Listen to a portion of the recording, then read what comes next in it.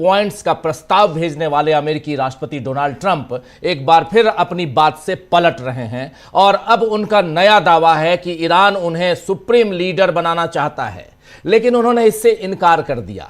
Republican party के एक fund raiser कार्यक्रम में बोलते हुए डोनाल्ड ट्रंप ने कहा कि ईरान के नेतृत्व ने अनौपचारिक रूप से यह सुझाव दिया था कि वो यानी ट्रंप इस्लामिक गणराज्य के अगले सर्वोच्च नेता बन जाएं, लेकिन मैंने उनसे कहा नो थैंक यू। हालांकि ट्रंप की बातों को अब उनकी पार्टी के लोग भी गंभीरता से नहीं लेते हैं और कई रिपब्लिकन नेता अब ट्रंप से ईरान जंग के मसले पर दूरी बना चुके हैं। इस बीच ट्रंप ने एक बार फिर ईरान को धमकाया है। ट्रंप ने ट्रूथ सोशल पर पोस्ट किया कि ईरानी बातचीत करने वाले बहुत अलग और अजीब हैं। ईरान के लोग जिनसे हमारी बातचीत हो रही है वो बहुत अलग और अजीब हैं। वो हमसे डील करने की भीख मांग रहे हैं, जो उन्हें करना भी चाहिए क्योंकि वो मिलिट्री तौर पर पूरी तरह से खत्म हो चुके हैं और उनके वापस आने का कोई चांस नहीं है। फिर भी वो सबके सामने कहते हैं कि वो सिर्फ हमारे प्रस्ताव पर विचार कर रहे हैं। गलत। उन्हें जल्द ही सीरियस हो जाना चाहिए, इससे पहले कि बहुत देर हो जाए, क्योंकि एक बार ऐसा हो गया तो फिर पीछे हटने का कोई रास्ता नहीं होगा और यह बिल्कुल भी अच्छा नहीं होगा। ये कह रहे हैं यहां पर डोनाल्ड ट्रंप। सोचिए, डोनाल्ड ट्रंप यहां धमका भी रहे हैं और फिर अपनी बात रखने की कोशिश भी कर रहे हैं, लेकिन ईरान ट्रंप की गिदर भभकियों से नहीं डर रहा है, इन गिदर भभकियों में नहीं आ रहा है। उनसे फिर कहा है डोनाल्ड ट्रंप से कि वो राष्ट्रपति डोनाल्ड ट्रंप की शर्तों पर जंग खत्म नहीं करेगा, ये ईरान कह रहा है। ईरानी अधिकारियों के मुताबिक ये अमेरिका ने मध्यस्थ देशों के जरिए जो प्रस्ताव भेजा वो धोखा है और जमीनी हकीकत से कटा हुआ है और इसका मकसद सिर्फ दबाव बनाना है। ईरान ने कहा है कि युद्ध का अंत तभी होगा जब उनकी शर्तें मानी जाएंगी। इसके लिए ईरान ने 5 प्रमुख शर्तें रखी हैं। ईरान के खिलाफ हमलों में यहाँ जो 5 प्रमुख शर्तें हैं, देखिए क्या क्या हैं। पहली शर्त है कि ईरान के खिलाफ हमलों और टारगेटेड किलिंग्स पर पूरी तरह से रोक लगे। दूसरी शर्त यहां पे है कि भविष्य में दोबारा युद्ध न होने की ठोस गारंटी दे अमेरिका और इजराइल। उसके बाद अंतर्राष्ट्रीय गारंटी की मांग की गई है, इंटरनेशनल गारंटी। तीसरी डिमांड, युद्ध में हुए नुकसान का मुआवजा मिले। चौथी डिमांड, सभी मोर्चों पर संघर्ष का पूर्ण अंत हो। और 5वीं डिमांड, हॉर्मुज स्ट्रेट यानी स्ट्रेट ऑफ हॉर्मुज पर ईरान के अधिकार को अंतर्राष्ट्रीय मान्यता मिले। ये कहा गया है इधर ईरान की तरफ से। ईरान ने यह भी कहा है कि जब तक उसकी शर्तें पूरी नहीं होती हैं तब तक जवाबी कार्रवाई जारी रखेगा ईरान। यही वजह है कि इजराइल समेत कई खाड़ी देशों पर ईरान के हमले जारी हैं। इस बीच खर्ग द्वीप की रक्षा के लिए भी ईरान ने सुरक्षा की चाक चौबंद व्यवस्था कर ली है। खर्ग आइलैंड यानी खर्ग द्वीप से ईरान अपने करीब 90% कच्चे तेल का निर्यात करता है। यही वो जगह है जहां से वो हॉर्मुज स्ट्रेट और वहां से आगे दूसरे देशों को जाता है। CNN की रिपोर्ट के मुताबिक दोस्तों कहा जा रहा है कि ईरान ने इस आइलैंड को युद्ध के किले में बदल दिया है। यहां अतिरिक्त सैनिक तैनात किए गए हैं, एयर डिफेंस सिस्टम लगाए गए हैं और सबसे खतरनाक बात कि किनारों पर एंटी पर्सनल और एंटी आर्मर माइंस बिछा दी गई है। यानी अगर अमेरिकी सेना यहां उतरती है तो सीधे मौत के जाल में फंस सकती है। बताया जा रहा है कि अमेरिकी राष्ट्रपति डोनाल्ड ट्रंप की टीम इस छोटे से द्वीप पर, छोटे से आइलैंड पर, खर्ग आइलैंड, इस पर कब्जा करने के विकल्प पर विचार कर रही है। मकसद है कि ईरान पर दबाव बनाकर स्ट्रेट ऑफ हॉर्मुज को फिर से खोलने के लिए मजबूर करना, लेकिन सैन्य विशेषज्ञ इस प्लान को बेहद जोखिम भरा बता रहे हैं। डिफेंस एक्सपर्ट्स का साफ कहना है उनके मुताबिक कि खर्ग आइलैंड पर जमीनी ऑपरेशन का मतलब भारी अमेरिकी नुकसान हो सकता है। ईरान ने हाल ही में मैन पैड्स यानी कंधे पर दागे जाने वाले मिसाइल सिस्टम भी यहां तैनात किए हैं, जो हेलीकॉप्टर और फाइटर जेट्स के लिए बड़ा खतरा है। ये कहा जा रहा है डिफेंस एक्सपर्ट्स के मुताबिक उनके द्वारा। इसी बीच ईरान के विदेश मंत्री सैयद अब्बास अरागची ने 2 टूक कहा है कि जहां भी अमेरिकी हित दिखेंगे वहां हमला किया जाएगा और जो देश अमेरिका का साथ देगा वो भी निशाने पर होगा। इस बयान ने पूरे इलाके में डर और तनाव का आलम यहां बढ़ा दिया है, यानी डर और तनाव और ज्यादा बढ़ा दिया है इस बयान ने। हालांकि यह डर केवल ईरान के दुश्मनों के लिए है, क्योंकि अरागची ने यह भी कहा है कि स्ट्रेट ऑफ हॉर्मुज पूरी तरह बंद नहीं है, बल्कि सिर्फ दुश्मनों के लिए बंद है। उन्होंने कहा कि दुश्मन देशों और उनके सहयोगियों के जहाज़ों को इस रास्ते से गुजरने की अनुमति देने का कोई कारण नहीं है। साथ ही अरागची ने यह भी दावा किया है कि ईरान की सेना ने मित्र देशों के जहाज़ों के लिए सुरक्षित रास्ता सुनिश्चित किया है। एक सरकारी टेलीविजन को दिए गए एक इंटरव्यू में अरागची ने कहा कि ईरान ने अब तक चीन, रूस, पाकिस्तान, इराक और भारत जैसे देशों को, भारत भी है इसमें, भारत जैसे देशों के जहाज़ों को गुजरने की अनुमति दी है। इस बीच ये तो एक दूसरी खबर ये भी कि ईरानी संसद यानी मजलिस जो है, वहाँ की संसद मजलिस ने स्ट्रेट हॉर्मुज से गुजरने वाले जहाज़ों पर टोल टैक्स लगाने के लिए कानून को मंजूरी देने पर वो विचार कर रही है। ईरान की संसद विचार कर रही है, यानी ईरान अब इस जल मार्ग से सुरक्षित गुजरने के लिए जहाज़ों से शुल्क वसूल सकता है, टैक्स वसूल सकता है। संसद की कंस्ट्रक्शन कमेटी के प्रमुख ने कहा है कि एक ड्राफ्ट तैयार किया गया है, लेकिन अभी ये बिल का रूप नहीं ले सका है। उन्होंने बताया कि इस प्रस्ताव का मकसद वहां से गुजरने वाले जहाज़ों को सुरक्षा देना है। हालांकि अभी ये साफ नहीं है कि कितना टोल वसूला जाएगा, यानी टोल नाका वहां पर बनाया जाएगा, लगाया जाएगा। यानी यहां साफ है कि ट्रंप के कारण सारे देशों में बिना बात का आर्थिक दबाव झेलना पड़ रहा है सारे देशों को, क्योंकि बिना तेल के किसी का गुजारा नहीं होने वाला है। यह आप और हम और पूरी दुनिया अच्छे से जानती है। ट्रंप भी इस बात को अच्छे से समझ चुके हैं, इसीलिए अब किसी भी तरह जंग को रोकने में वो लगे हुए हैं, मगर इसमें उनका बड़बोलापन सबसे बड़ा नुकसान करवा रहा है। अगर ये जंग डोनाल्ड ट्रंप रुकवाना चाहते हैं तो उनको सबसे बड़ी सलाह यही हो सकती है कि जुबान पे लगाम लगाएं, क्योंकि वो रोज़ सुबह शाम जो उनकी बातें आती हैं इस जंग को और आगे बढ़ाने की कोशिश करती हैं, न कि रोकने या रुकवाने की कोशिश। इधर ईरान के बड़े नेताओं और अधिकारियों की हत्या का सिलसिला भी नहीं रुक रहा है। अभी ईरान के इस्लामिक रिवोल्यूशनरी गार्ड कोर यानी IRGC के नेवी कमांडर अली रेजा तंगसीरी, जी हां, अली रेजा तंगसीरी की एक हमले में मौत हो गई है। यह हमला ईरान के रणनीतिक रूप से महत्वपूर्ण बंदरगाह शहर बंदर अब्बास में हुआ है। हालांकि ईरान की तरफ से अभी तक इस घटना पर कोई आधिकारिक पुष्टि या बयान जारी नहीं किया गया है। बंदर अब्बास पर हुए हमले के बाद इस क्षेत्र में तनाव और बढ़ने की आशंका है। विशेषज्ञों का मानना है कि ईरान अपने शीर्ष कमांडर, जो टॉप कमांडर्स हैं, उनकी मौत का बदला लेने के लिए जवाबी कार्रवाई कर सकता है, जिससे खाड़ी देशों में, गल्फ कंट्रीज और अंतर्राष्ट्रीय जल मार्गों में सुरक्षा संकट गहरा सकता है। तो एक तरफ युद्ध विराम का दिखावा, सीज फायर का दिखावा, और दूसरी तरफ ईरान के शीर्ष नेताओं और अधिकारियों को मारने का सिलसिला जारी रखने से क्या शांति बहाली हो पाएगी? ये एक बड़ा सवाल है दोस्तों। क्या राष्ट्रपति डोनाल्ड ट्रंप अपने करीबी सहयोगियों और नेतन्याहू के बुने हुए जाल में खुद फंस गए हैं, जिससे निकलने का रास्ता उन्हें नहीं मिल रहा है? अपने ही दांव से कैसे पलट रहे हैं डोनाल्ड ट्रंप, और ईरान ने कैसे कर दिया है बड़ा खेल? आज इन सब पर हम इस अगले घंटा डेढ़ घंटा हम चर्चा करेंगे और समझने की कोशिश करेंगे कि ये दुनिया आखिर जा किस दिशा में रही है और जियोपॉलिटिक्स क्या कह रहा है, और इन सब के बीच ग्लोबल ऑर्डर किस दिशा में जाते हुए हम देख रहे हैं। आइए चर्चा की शुरुआत करते हैं। हमारे साथ कुछ वरिष्ठ साथी जुड़े हुए हैं, उनसे पहले आपका परिचय करवाता हूं, फिर आगे बढ़ते हैं। देखिए, इस वक्त हमारे साथ सीधे ईरान से जुड़े हुए हैं हमारे साथी हुसैन साहब जुड़े हुए हैं हमारे साथ। हुसैन साहब, आपका स्वागत है। हमारे साथ इधर जुड़े हुए हैं प्रोफेसर अखिल स्वामी जी हिंदुस्तान से शकील अख्तर जी, डॉक्टर राकेश पाठक जी, अमलेंदु उपाध्याय जी, आप सभी का स्वागत इस्तकबाल। अब तमाम दोस्त साथी शुभचिंतक आप सबका जो अब तक जुड़ चुके हैं उनका भी, जो जुड़ने वाले हैं उनका भी। सीधे चलते हैं ईरान, और ईरान से ज़रा समझने की कोशिश करते हैं। हुसैन साहब, ज़रा ये बताइए कि डोनाल्ड ट्रंप कह रहे हैं कि मुझे सुप्रीम लीडर बनाने का ऑफ़र दिया गया और मैंने मना कर दिया।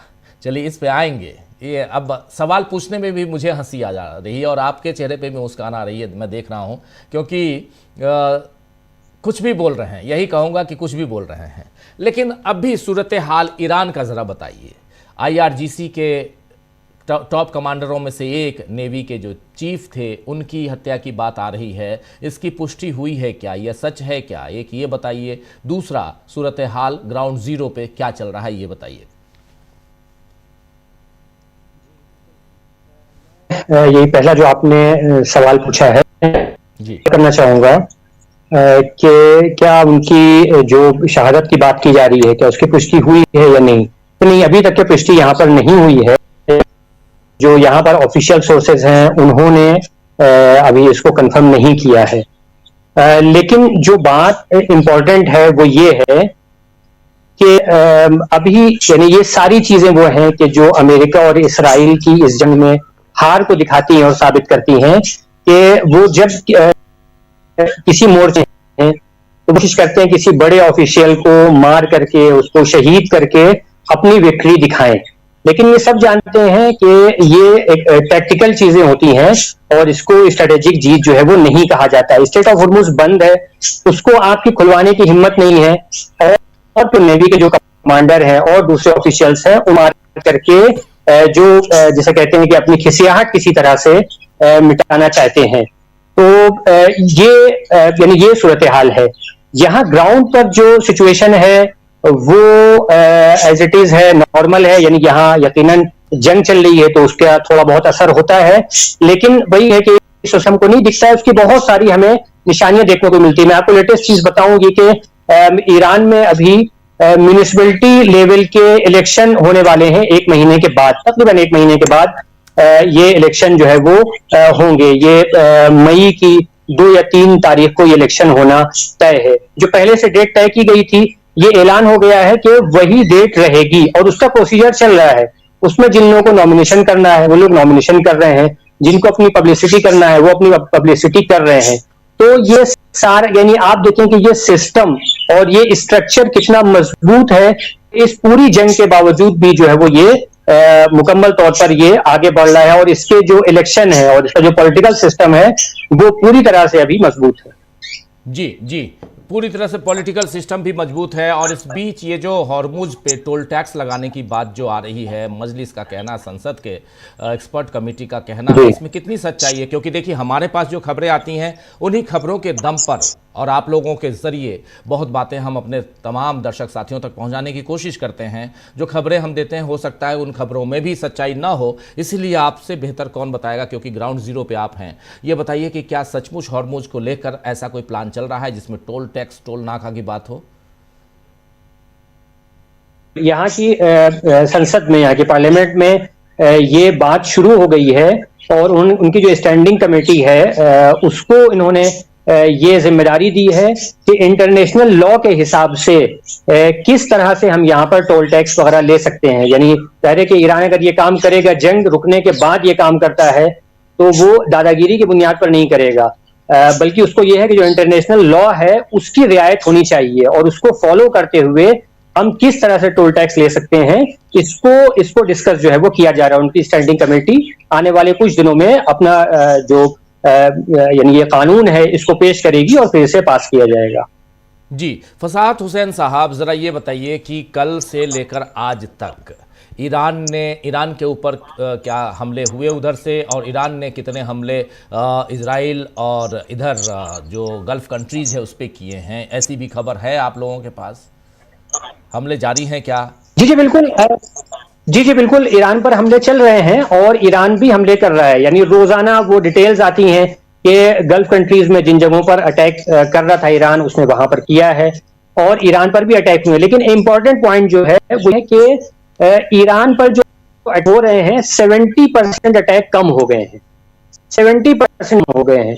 और उसकी वजह यह है कि ईरान, अभी लेटेस्ट रिपोर्ट ये है कि 13 जो अमेरिकन बेसेस हैं उनको पूरी तरह डिस्ट्रॉय कर दिया है। 13 एयर बेसेस को, न्यूयॉर्क टाइम्स की जो है वो ये रिपोर्ट है कि 13 जो बेसेस हैं अमेरिका के अलग अलग कंट्रीज में, उनको डिस्ट्रॉय कर दिया है। उनको अनइनहिबिटेड जो है वो इस लायक नहीं बनाया है कि उन्हें जो है वहां से यूज किया जा सके। और दिलचस्प बात यह है, बल्कि चुटकुला ये है उसमें, कि वो कह रहे हैं कि अमेरिकन सोल्जर्स जो हैं वो रिमोट रिमोट है, यानी वो आईटी के वर्कर्स के वर्क फ्रॉम होम कर रहे हैं। तो अगर सोल्जर जो है वो वर्क फ्रॉम होम करने लगे, हमें समझ लेना चाहिए कि सिचुएशन जो है वो क्या आ गई है। तो फिलहाल जो ग्राउंड की सिचुएशन है वो ये है। जी जी जी, बिल्कुल आप सही बता रहे हैं, सही फरमा रहे हैं। अगर ये एक बड़ा, जरा आप बने रहिए, जरा जल्दी से आना चाहता हूँ प्रोफेसर अखिल स्वामी जी आपके पास। स्वामी जी, ये जो रिपोर्ट है कि जो बता रहे हैं फसाहत हुसैन साहब, बहुत इंपॉर्टेंट बात कि अमेरिकन सोल्जर्स अगर वर्क फ्रॉम होम पे चले जाएं तो फिर क्या कहा जाएगा इस ईरान के जंग में, और डोनाल्ड ट्रंप साहब इतने परेशान नजर आ रहे हैं। स्वामी जी आपने ये सुना होगा और देखा ही होगा और महसूस भी किया होगा, हाथी सबसे बड़ा जानवर होता है, बहुत वेट होता है, बहुत बड़ा विशाल काय होता है जी, और शेर जो है वो छोटा होता है, लेकिन शेर अपनी ताकत से हाथी को परास्त कर देता है।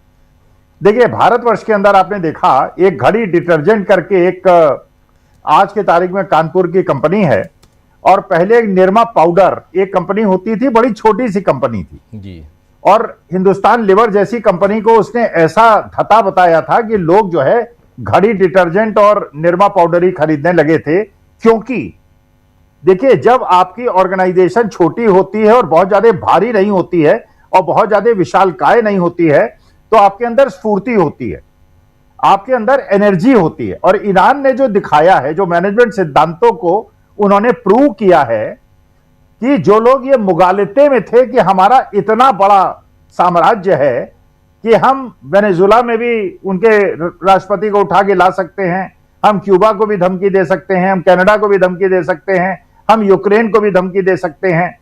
लेकिन अगर आपके सामने एक ऐसी सेना खड़ी हो जो डिटरमिन्ड हो, जिसने ये डिसाइड कर लिया हो कि अब तो हमें ये युद्ध जीतना है। और आपने देखा हमारे इतिहास काल में भी अगर आप देखेंगे तो बहुत सारे युद्ध इस प्रकार से जीते गए थे जहां सेना छोटी थी लेकिन उनके अंदर स्फूर्ति थी, उनकी लीडरशिप थी और उनकी लीडरशिप एक डायरेक्शन देती थी। भाई हमारे, अगर आप महाभारती काल को देख लेंगे तो महाभारत काल में इधर कुछ छोटी सेना थी और कौरवों के बाद बहुत बड़ी सेना थी, लेकिन जीत तो पांडवों की हुई थी। पांडवों के साथ क्यों जीत हुई थी? क्योंकि उनके साथ धर्म था, उनके साथ सत्य था। और आज के तारीख में पूरा विश्व समुदाय ये मानता है ईरान के साथ धर्म है। देखिए, हम लोग भी ईरान का समर्थन न करते अगर फर्स्ट मूव ईरान ने किया होता और उन्होंने इजराइल पे अटैक किया होता या अमेरिका के एयर बेसेस पे अटैक किया होता।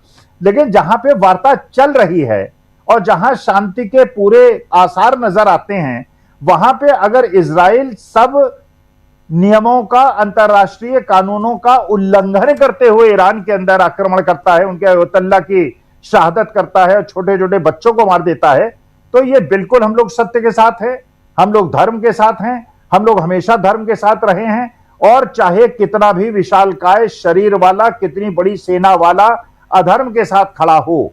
भाई आपने देखा सारे योद्धा जो थे महाभारत काल में वो तो कौरवों के साथ थे। वहां पे भीष्म पितामह थे, द्रोणाचार्य थे, कृपाचार्य थे, कर्ण थे और सारे लोग थे। और इधर कौन थे? केवल भगवान कृष्ण थे। लेकिन भगवान कृष्ण थे और धर्म था और सत्य था, इसलिए उनकी विजय हुई है। और मुझे ऐसा लगता है, अगर बचपन में कभी आपने, वैसे ये उदाहरण अगर उचित न लगे तो कोई बात नहीं, जैसे बर्रे के छत्ते में कोई ढेला बच्चा मार दे और उसके बाद वो चिपक जाए और फिर आदमी तड़पड़ाए कैसे निकले, तो वास्तविकता में इन्होंने एक ऐसे नेशन को जिसके अंदर डिटर्मिनेशन था, जिसने ये ठान लिया था कि इनकी गुंडागर्दी को खत्म करना है, उसमें आपने ढेला मार के उनको उत्तेजित कर दिया है, पूरे देश को यूनाइट कर दिया है। और देखिए, इतना अच्छा डिप्लोमेटिक मूव किया है ईरान ने, और इतना बढ़िया डिप्लोमेटिक मूव। पाकिस्तान को स्टेट ऑफ हॉर्मुज़ से जाने की अनुमति है, बांग्लादेश को अनुमति है, भारतवर्ष को अनुमति है, श्रीलंका को अनुमति है, रूस को अनुमति है, चीन को अनुमति है। कल तक हमारे देश का गोदी मीडिया जो ये प्रलाप कर रहा था कि हमको स्टेट ऑफ हॉर्मुज़ से क्यों नहीं जाने दे रहा है ईरान, आज उन्होंने उनकी भी एक प्रकार से जवाब दे दिया है। तो देखिए, जो डिप्लोमेटिक मूव्स हैं और जो ह्यूमन रिलेशंस के इश्यूज हैं, उसको ईरान इतनी अच्छी तरह से हैंडल कर रहा है। और ये तो डोनाल्ड ट्रंप अगर इस तरह की बात करते हैं, मुझे स्पिरिचुअल लीडर बना रहे थे और हर तरह से झुके जा रहे थे, तो ये तो उसी प्रकार की बात है कि हम मान रहे थे और वो लोग मान गए हैं, लेकिन मैं तो वो सिजनोफीनिया से पीड़ित हूं, मैं तो एक प्रकार के हिस्टीरिया से पीड़ित हूं, मैं तो इन सब चीजों को नहीं मानूंगा और मैं तो लड़ाई लड़ूंगा। और ये बात बिल्कुल पक्की है कि जिस प्रकार से विश्व को इन्होंने आतंक की तरफ और एक गंभीर अर्थव्यवस्था की तरफ दो लोगों के पागलपन ने ढकेल दिया है इस विश्व को, इसको बचाने के लिए मेरे ख्याल से अगर 3 लोग अपने पद से उतर जाएं, केवल 3 जगह रिजीम चेंज हो जाए, विश्व में शांति हो सकती है। एक अमेरिका में, एक इजराइल में और एक दूसरे देश में जिसके बारे में मैं कुछ कहना नहीं चाहूंगा। जी जी, नहीं आप कह सकते हैं। चलिए, लेकिन बहुत इंपॉर्टेंट बात आप यहाँ कह रहे हैं, दोबारा आता हूँ और आप कहने की कोशिश कीजिएगा और ज़रा जल्दी से दोबारा आना चाहता हूँ फिर से। इधर चलेंगे ईरान, जल्दी से फिर से चलते हैं ईरान। और हुसैन साहब हमारे साथ हैं, फसाहत हुसैन साहब हमारे साथ बने हुए हैं। हुसैन साहब, आवाज़ आ रही है मेरी? हुसैन साहब जुड़े हैं या शायद उनका वीडियो स्टिल डिस्कनेक्ट हो गए हैं, कोई बात नहीं। जल्दी से डॉक्टर राकेश पाठक जी आपके पास आता हूं, जब तक कनेक्ट करें। फसाहत हुसैन साहब हमारे साथ सीधे ईरान से जुड़े हुए हैं, कनेक्टेड हैं तो ज़रा जल्दी आ जाता हूं। ज़रा ले आइए उनको, स्क्रीन पे ले आइए। और सवाल बहुत इम्पॉर्टेंट उनसे करना चाह रहा हूं कि आखिर अमेरिका क्यों कह रहा है कि ईरान हमसे समझौते की भीख मांग रहा है। ज़रा समझें उनसे कि ईरान को आखिर भीख मांगने की नौबत क्यों आ गई। हुसैन साहब, आवाज़ आ रही है हमारी? आवाज़ नहीं आ रही।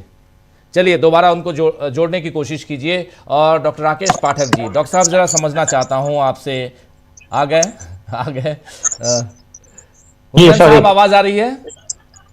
जी जी, अब आपकी आवाज़ आ रही है, बीच में डिस्कनेक्ट हो गया था। हाँ जी, कोई बात नहीं। ज़रा ये बताइए कि ये ईरान के ऊपर दावा कर रहे हैं डोनाल्ड ट्रंप साहब कि ईरान समझौते की भीख मांग रहा है।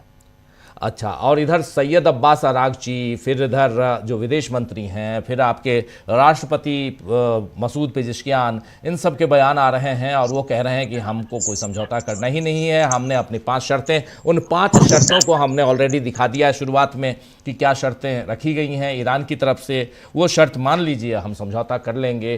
तो ये क्या सचमुच समझौते की भीख वाली बात यहाँ आ रही है? शर्तों, समझौतों, इन सब के बारे में ईरान के अंदर क्या चल रहा है, जरा ये बताइए।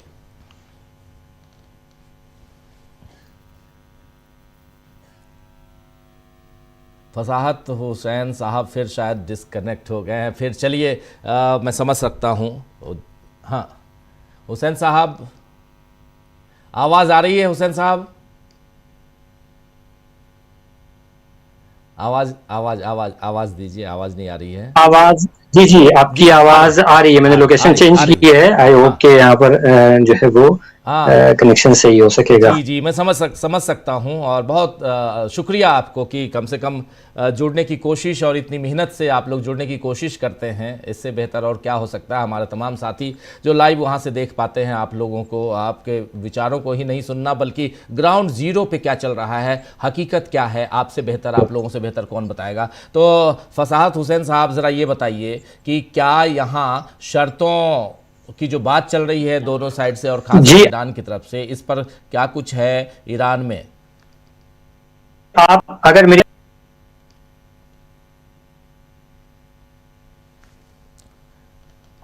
हुसैन, आप उन शर्तों के बारे में जो पूछ रहे थे कि क्या वो भीख मांगी जा रही है, तो देखिए पहली बात तो ये है कि जंग रोकने की जो बात शुरू की गई है वो यहां से नहीं की गई है, वो उस तरफ से आई है। और जैसे 12 रोजा जंग में 6 महीने पहले जी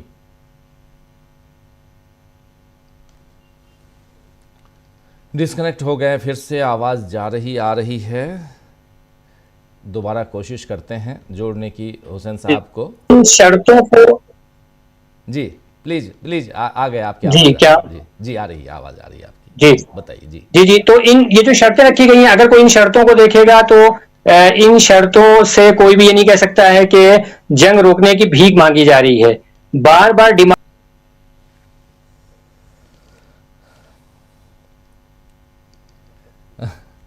फिर डिस्कनेक्ट हो गए हैं। चलिए, मैं अपनी टीम को कहूँगा कि ज़रा ज़रा कोशिश करें ठीक से जोड़ने की, और फिर क्योंकि बहुत कुछ सुनना समझना है इनके ज़रिए। डॉक्टर साहब आपके पास आना चाहता हूं। अमेरिका, उसमें भी डोनाल्ड ट्रंप इस जंग में कहां दिखाई दे रहे हैं, ज़रा ये बताइए, सीधा सवाल।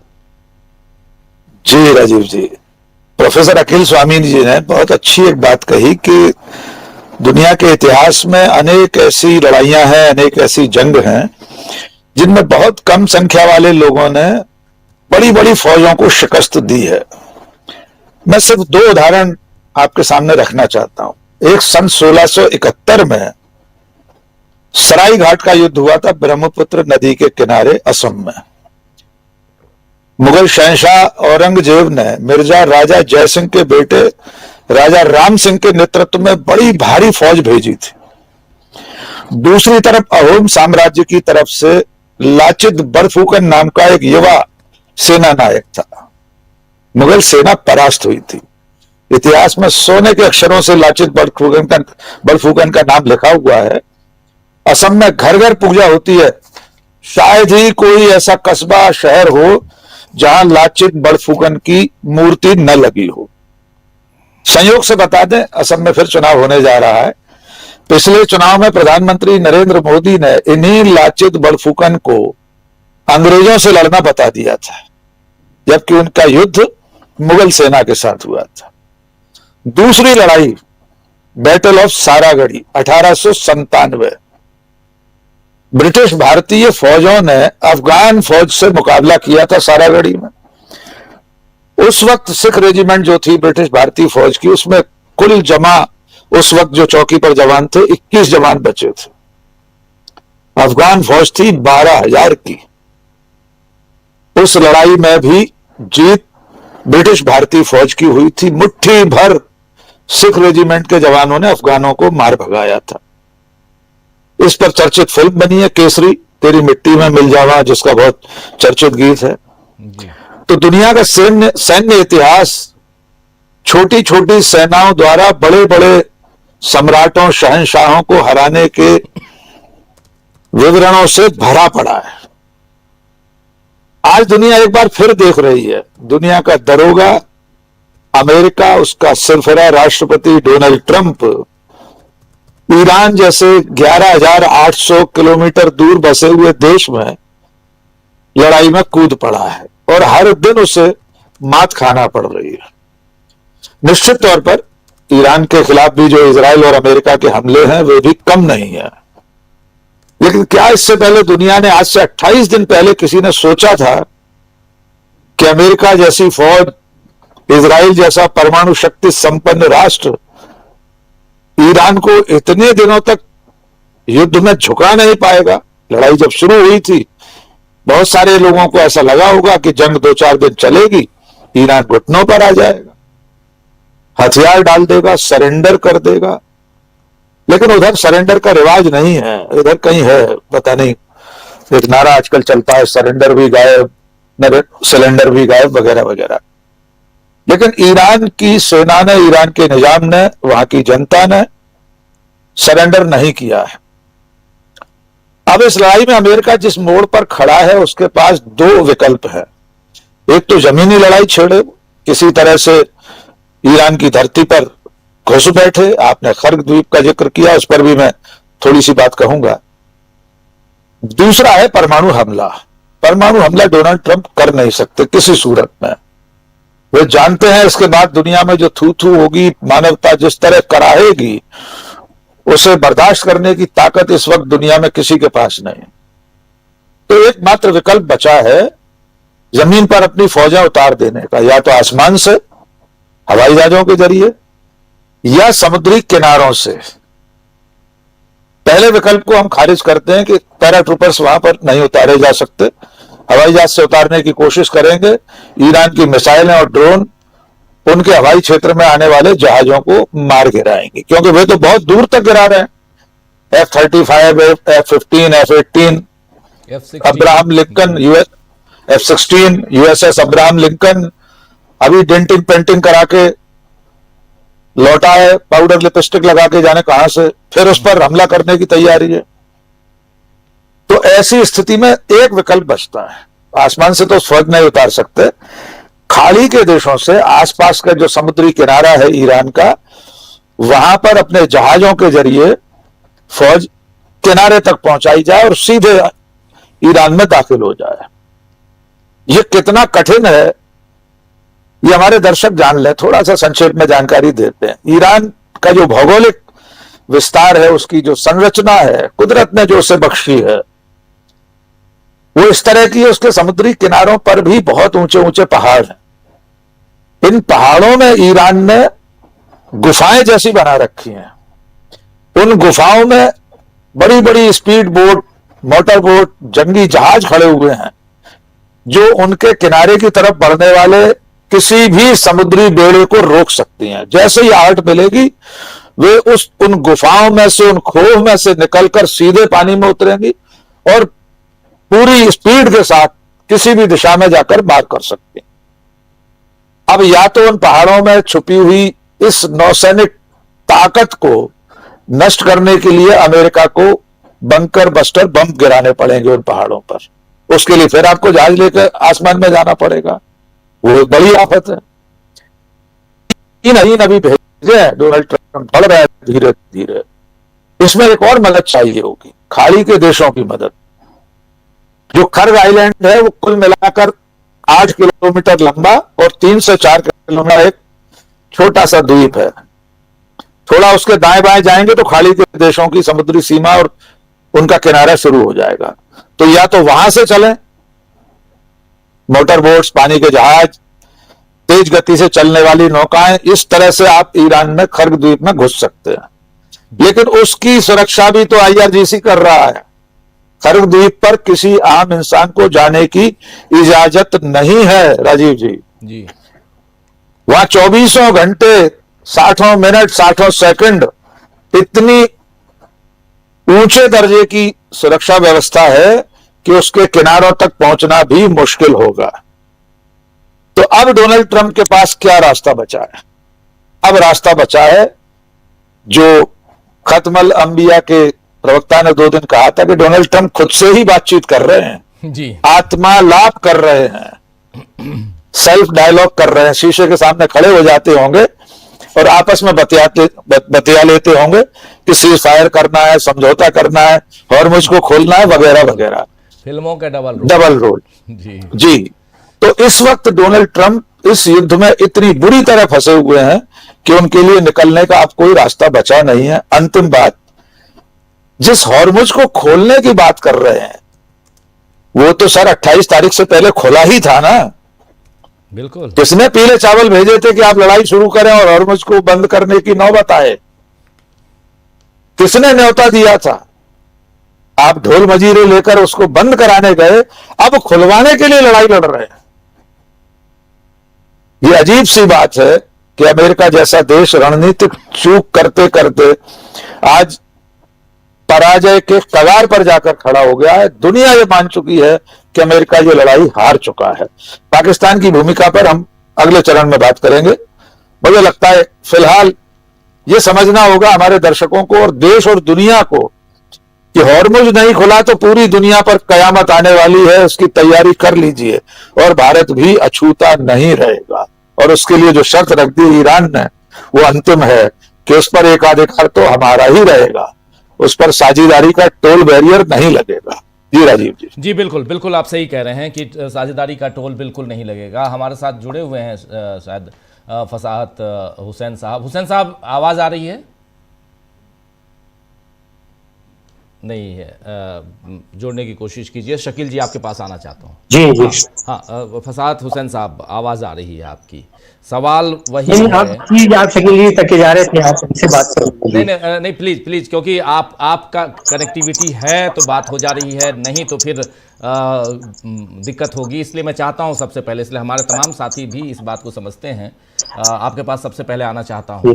ये जो हॉर्मुज को लेकर जो बात हो रही है, इससे पहले मैंने आपसे सवाल किया था शर्तों वाली बात। ये अमेरिका बार बार शर्तों की बात कर रहा है और ईरान भी शर्त रख रहा है। ये शर्तों की जंग जो है वो कहां तक जाते हुए देखते हैं आप? जी, जैसा कि इससे पहले भी मैं जिक्र कर रहा था कि ये शर्तें ऐसी हैं कि ईरान इनको मकर रहेगा, इसके बगैर कोई चारा नहीं है। अगर अमेरिका अभी ये कह रहा है कि वो इन शर्तों को नहीं मानेगा तो 2-4 दिन 2-4 हफ्ता और गुजरने दिए, वो उसे इन शर्तों को मानना पड़ेगा।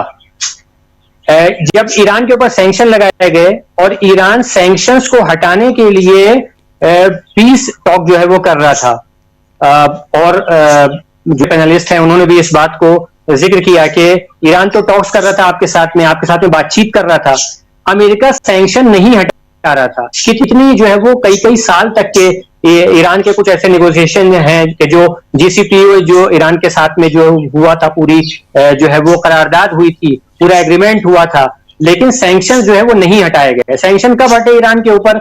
जब ईरान ने मारना शुरू किया। जंग के कुछ दिनों के बाद ही जो है वो अमेरिका ने कहा कि हमने सैंक्शन हटा लिया है और ईरान जो है अपना ऑयल बेच सकता है।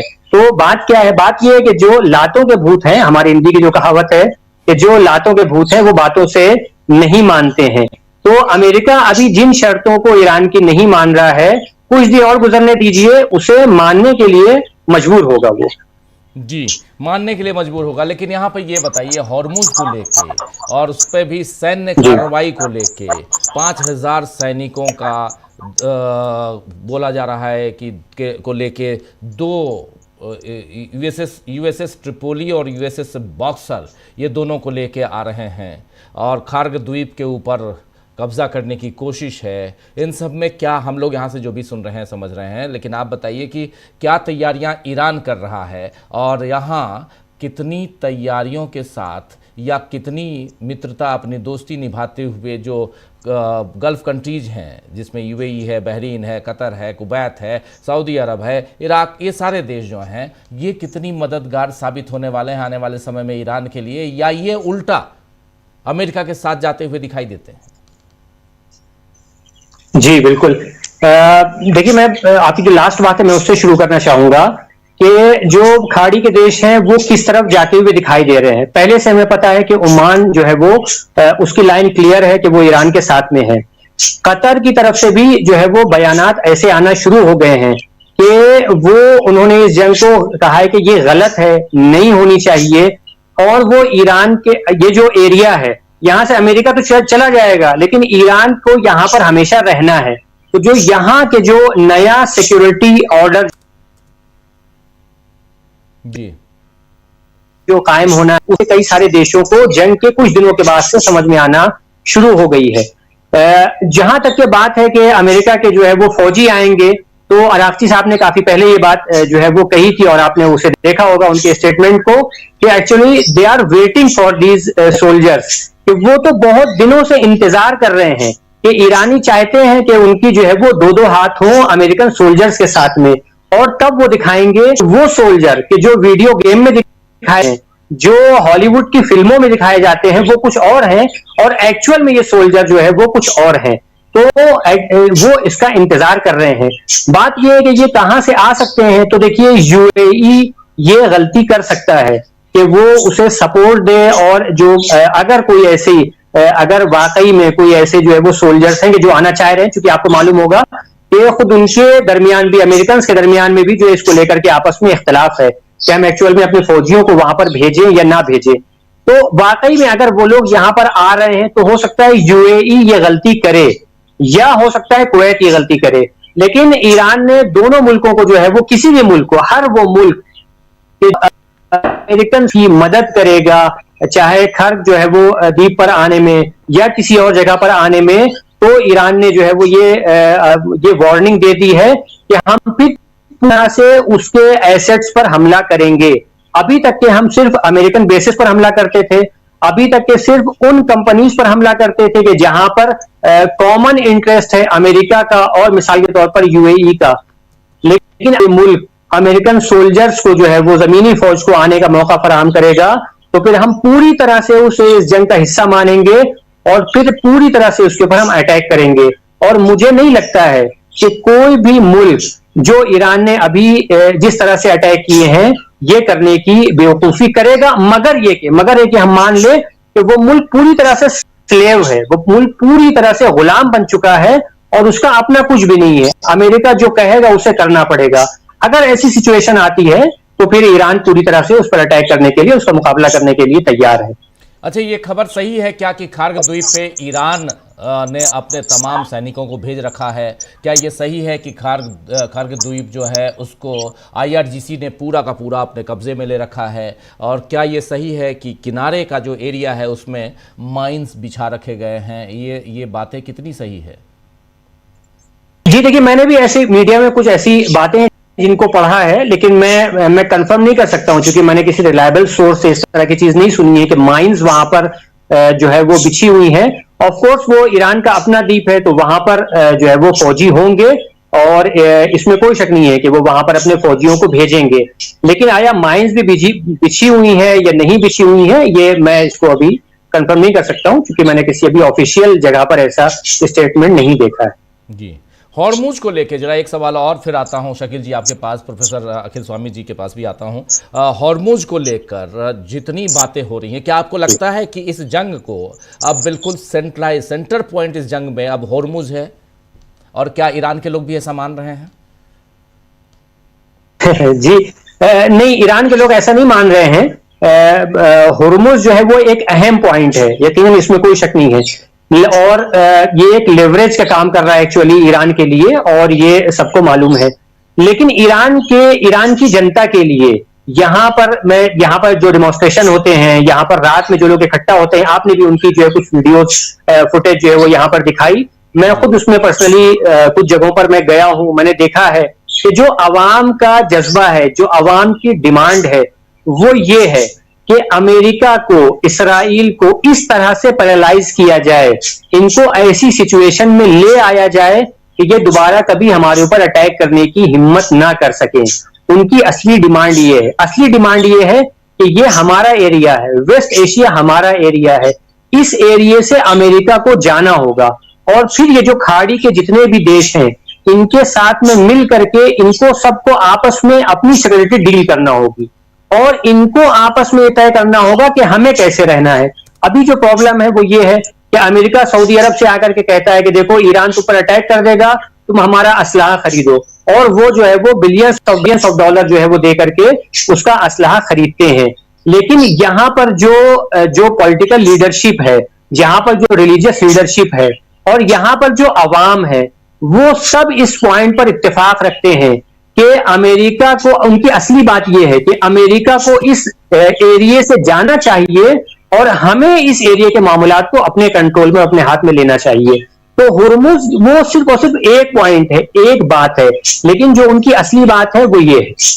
जी, और ये जो लगातार बारी बारी से कई टॉप लीडर्स का जो खात्मा हो रहा है, शहीद हो रहे हैं वहाँ, इनको लेकर आवाम में किसी तरह का गुस्सा, किसी तरह का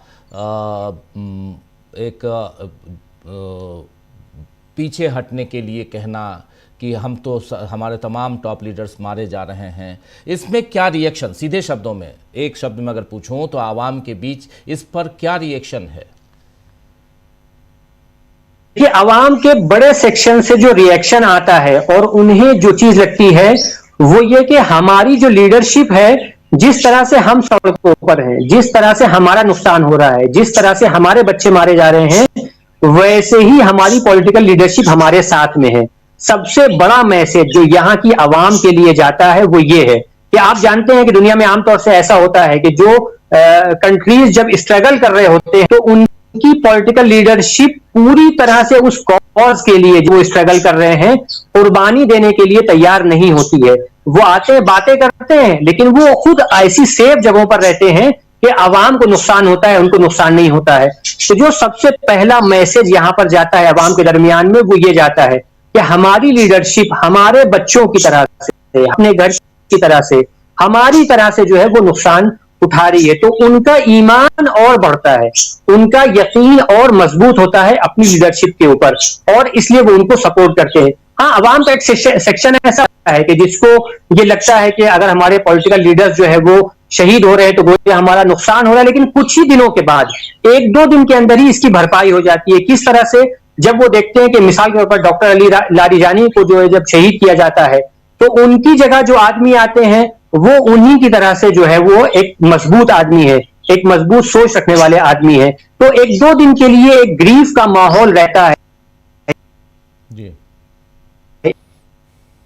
जी बिल्कुल। शख्सियतें आती हैं, नए कमांडर्स आते हैं, वो भी पहले वालों की तरह से ही मजबूत होते हैं। जी जी, आप हमारे साथ बने रहिए, जरा जल्दी से आना चाहता हूँ शकील जी, पहले आपके पास, फिर जल्दी से तुरंत स्वामी जी, और फिर आगे बढ़ते हैं। शकील जी, अमेरिका के रोल की बात हम कर रहे हैं यहाँ पे, और इस पूरे उसमें देखिए, एक हंसी का पात्र तो डोनाल्ड ट्रंप साहब हैं ही, लेकिन ओवरऑल इस जंग में सबसे बड़ा रोल तो अमेरिका का ही है ना, या इजराइल को मानते हैं आप?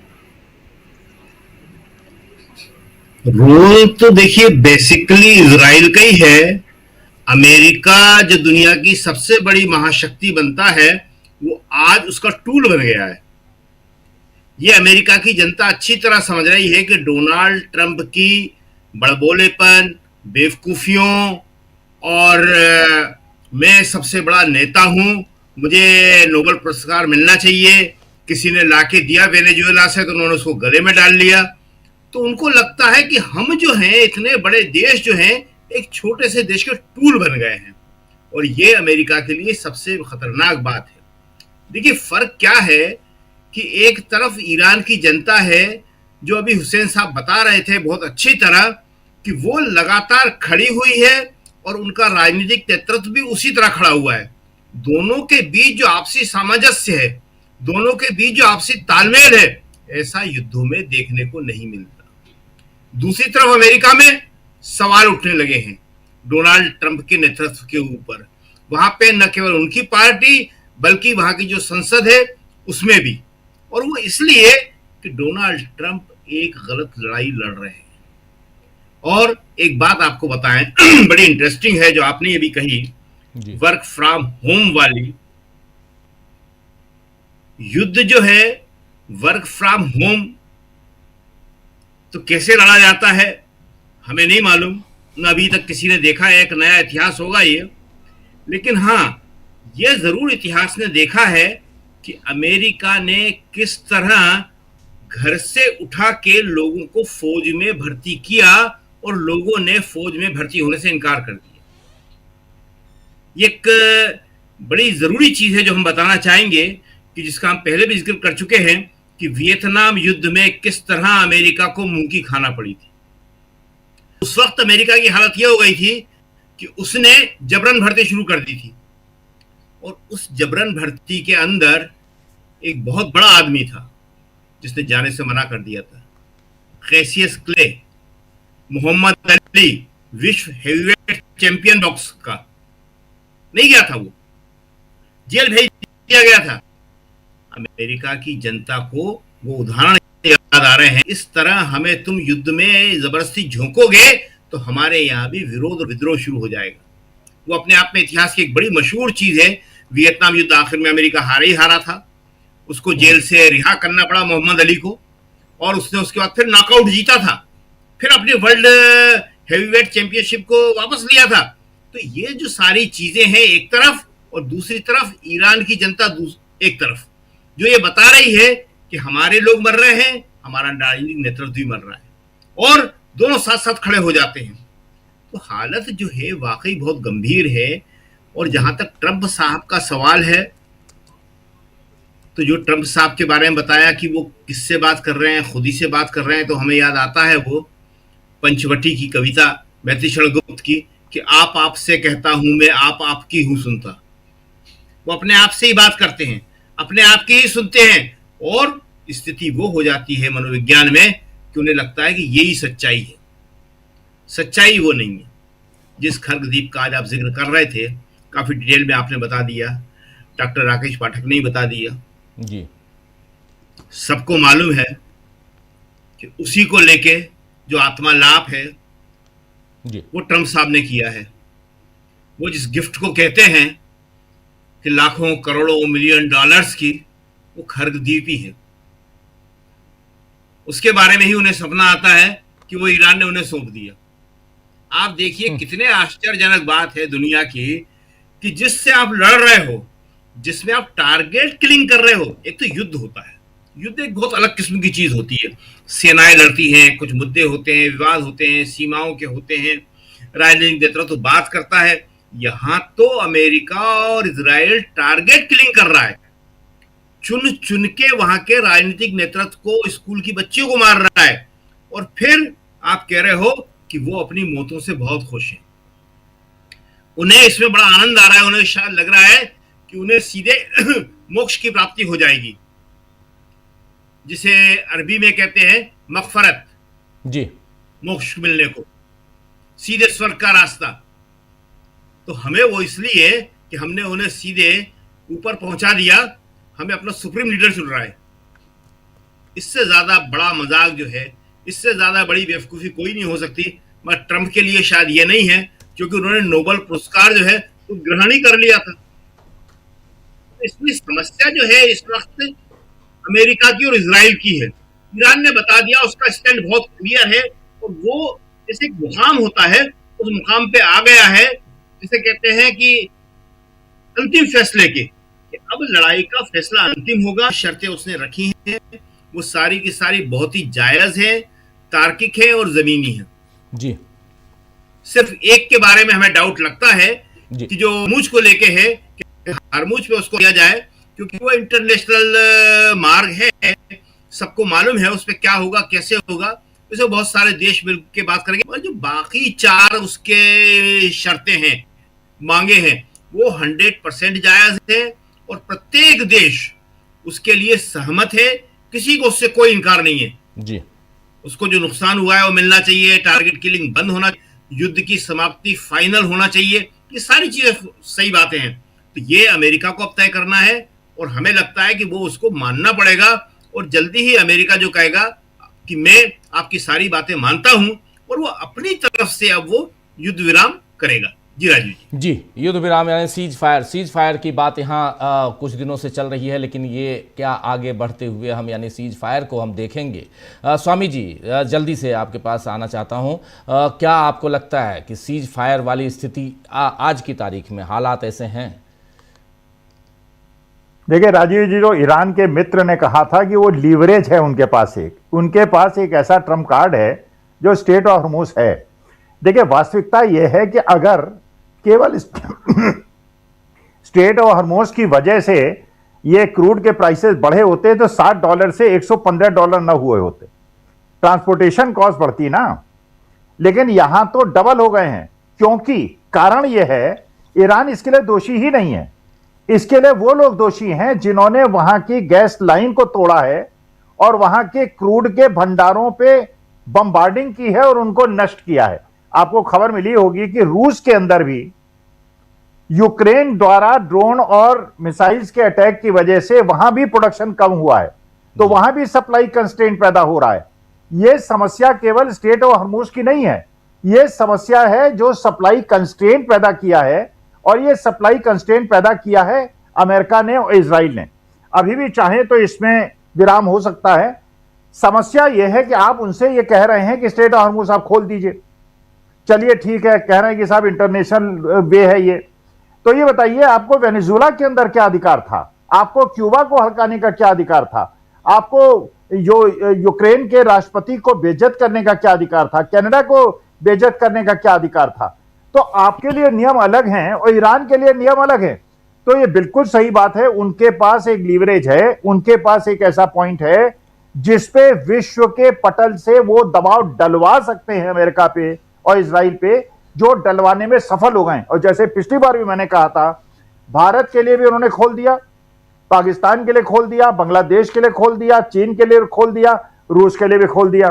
तो इसका मतलब यह है कि ये क्रूड के प्राइस बढ़ रहे हैं, ये स्टेट ऑफ हॉर्मुज की वजह से नहीं बढ़ रहे हैं, ये सप्लाई कंस्ट्रेंट जो पैदा किया है। और अभी अगर ये समस्या का समाधान नहीं हुआ राजीव जी, अभी तो कल्पना आप उसकी नहीं कर रहे हैं। भारत की टूरिज्म इंडस्ट्री का क्या होगा, फर्टिलाइजर इंडस्ट्री का क्या होगा, हमारे यहाँ फूड प्रोडक्शन का क्या होगा, हमारे यहाँ पीवीसी रेजिन और पीवीसी कंपाउंड नहीं आएगा, हमारी प्लास्टिक इंडस्ट्री का क्या होगा।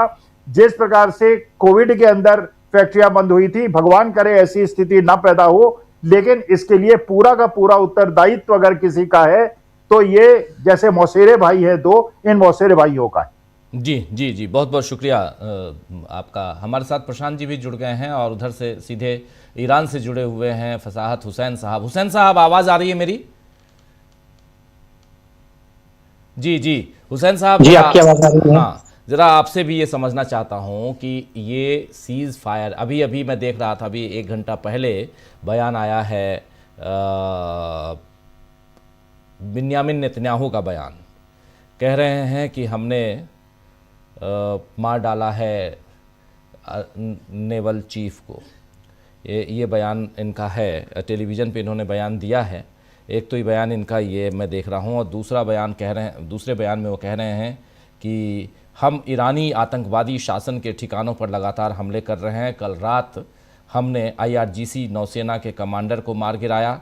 इस व्यक्ति के हाथों पर खून लगा था। हॉर्मुज़ जलडमरू मध्य को बंद करने का नेतृत्व भी उसी ने किया था। ये युद्ध के उद्देश्यों को प्राप्त करने के साझा लक्ष्य की ओर हमारे और हमारे मित्र यानी अमेरिका के बीच सहयोग का एक और एग्जाम्पल है, उदाहरण है।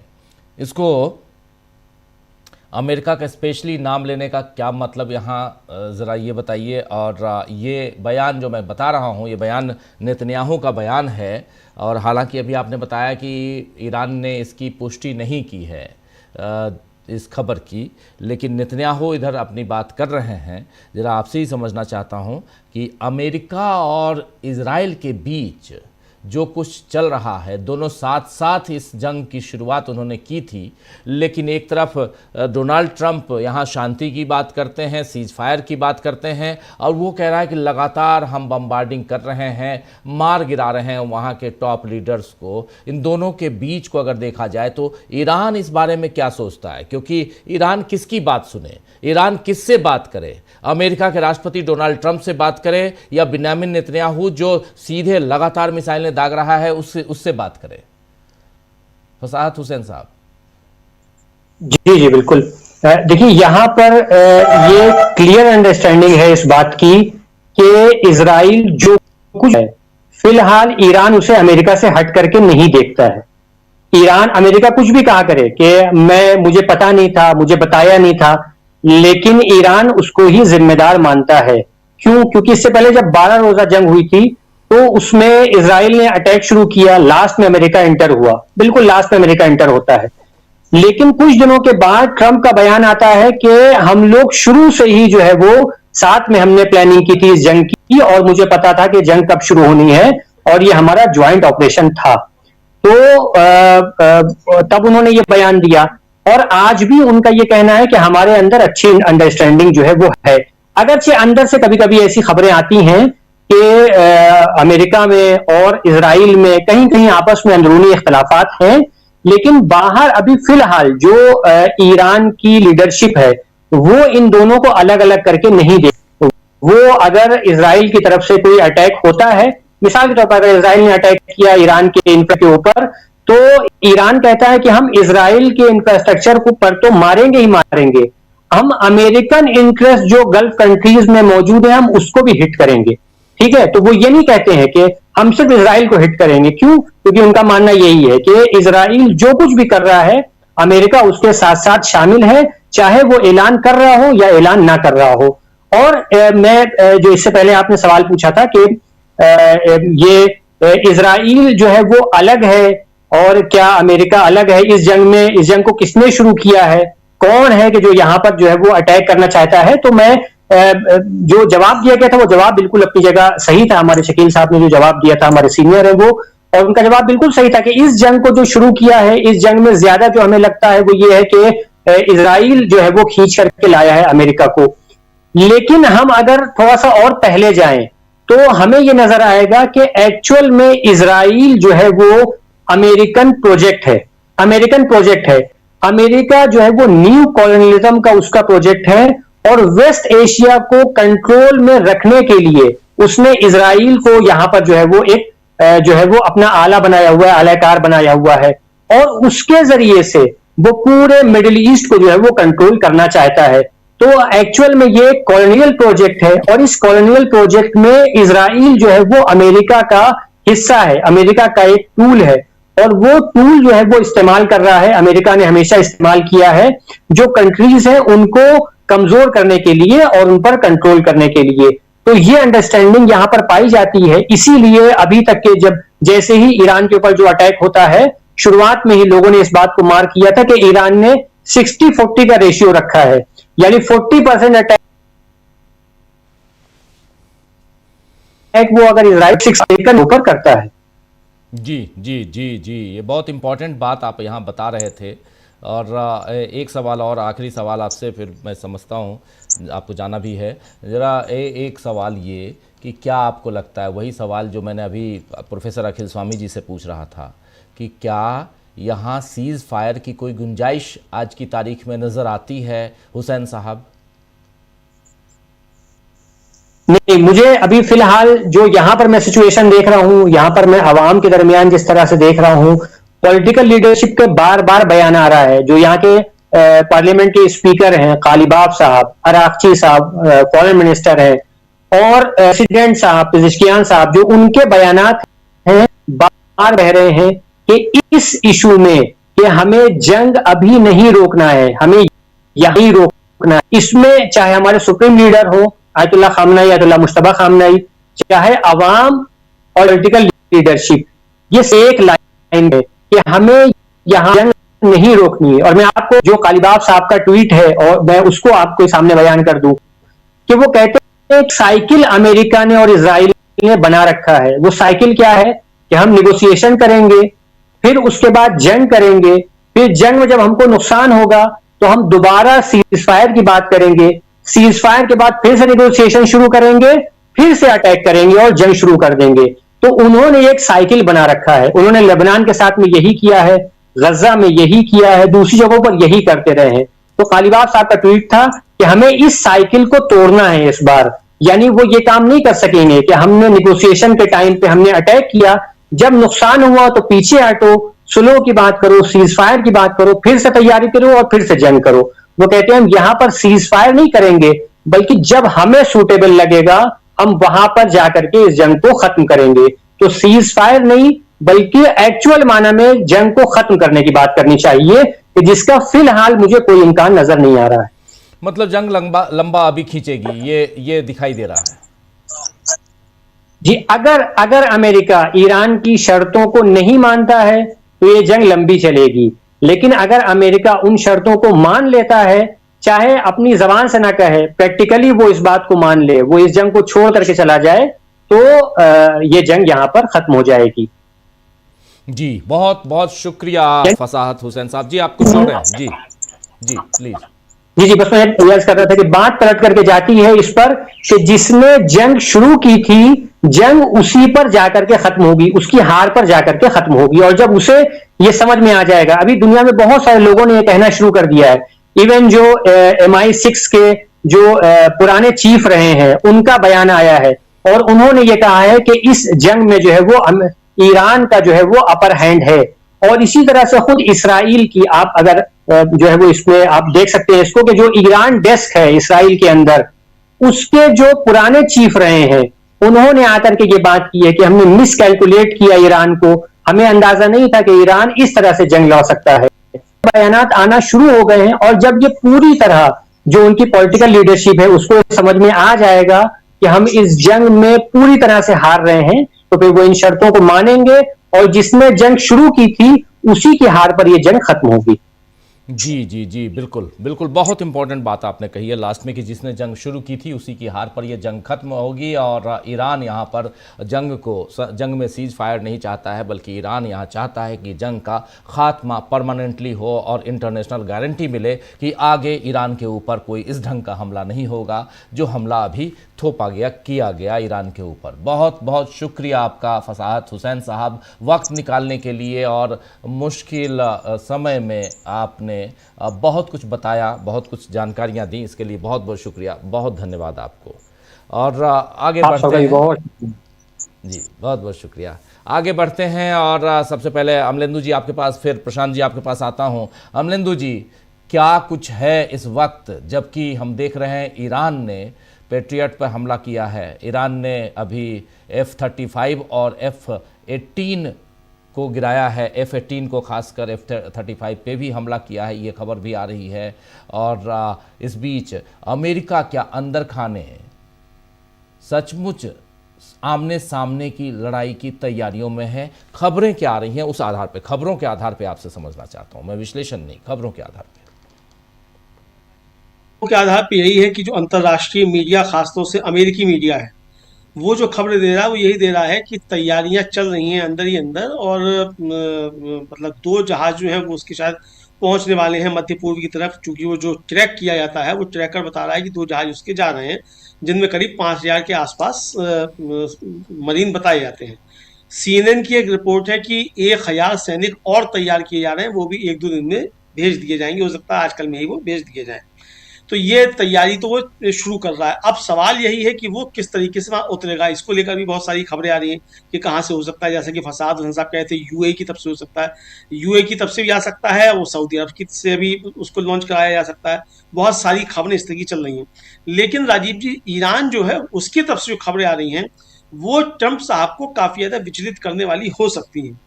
टारगेट किलिंग भले ही की जा रही हो, लेकिन टारगेट किलिंग से आप किसी मुल्क का, आप जो कहते हैं हौसला तोड़ देंगे, वो संभव नहीं है। क्योंकि लीडरशिप राजीव जी तैयार होती है, और कोई भी एक संप्रभु राष्ट्र होता है तो वो लीडरशिप अपनी तैयार करता है, और second line, third line, fourth line, सब तरीके की लीडरशिप तैयार करता है। और ईरान ने बहुत लंबे समय से अपनी लीडरशिप तैयार की है, सारे खतरों को भांपते हुए। तो आज जो राजीव जी भारत में, हैदराबाद में जो ईरान का काउंसुलेट है, उसने एक 2 लाइन का ट्वीट करते हुए और एक वीडियो पोस्ट किया है राजीव जी, और उसमें जो लिखा है उसने वो बड़ा महत्वपूर्ण है। और वो लिख रहा है कि आपके लिए जो मतलब ये है जंग कि ईरान में कब्जा करने वालों के कई कब्रिस्तान हैं, और हमारे दुश्मनों की बेवकूफ़ी के कारण इनकी संख्या बढ़ सकती है।